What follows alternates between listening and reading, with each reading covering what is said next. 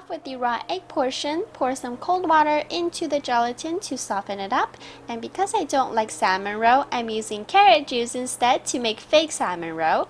And I have some sea salt over here. Dissolve it in some hot water and then pour everything back into the gelatin from earlier. Put it in the fridge and solidify. Here is the carrot juice with a drop of red food coloring to make it a little bit more roe-like. And I'm just adding some sugar to make it more tasty. Learning from our nori bento, we are going to once again use molecular gastronomy to make the fake salmon roe. Blend everything together. It might look a little separated in the beginning, but take your time and in the end it should turn out really smooth and slightly thickened. Dissolve the calcium chloride into the water and we are ready for the fun part! Take your syringe for best results and drip away. Be sure to only let out a single drop at a time. And here is our lovely salmon roe imitation.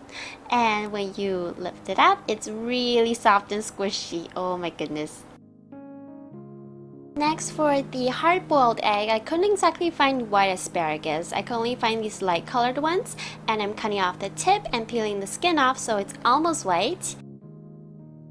Take a real hard-boiled egg and cut it in half carefully without breaking the skin. And we're going to use this for the asparagus mousse. Prepare some whipped cream and store in the fridge. In a cup of water, boil the asparagus and the chopped up onions until soft. Then transfer everything into a food processor and add salt and white pepper because we really don't want any black flakes inside our egg whites.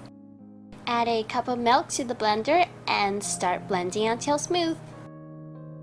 Take a spoonful of the cream of asparagus soup and mix it together with the fresh cream and blend until it gets to a thick consistency. Take the empty eggshells from earlier and fill it up with the asparagus mousse and fill it up all the way to the rim. For the egg yolk, feel free to make the traditional hollandaise sauce, but I'm going to be super lazy and make the microwave version. And here it is after it's been microwaved. It's really chunky. Just try to blend it out the best you can, but I think it looks a lot better this way for this dish. It's more realistic. And then just go ahead and place this onto the asparagus mousse. And finally, the best part of this dish is the milkshake. Caramelize some sugar first. Once the sugar has melted, add in the whipped cream and combine everything until smooth.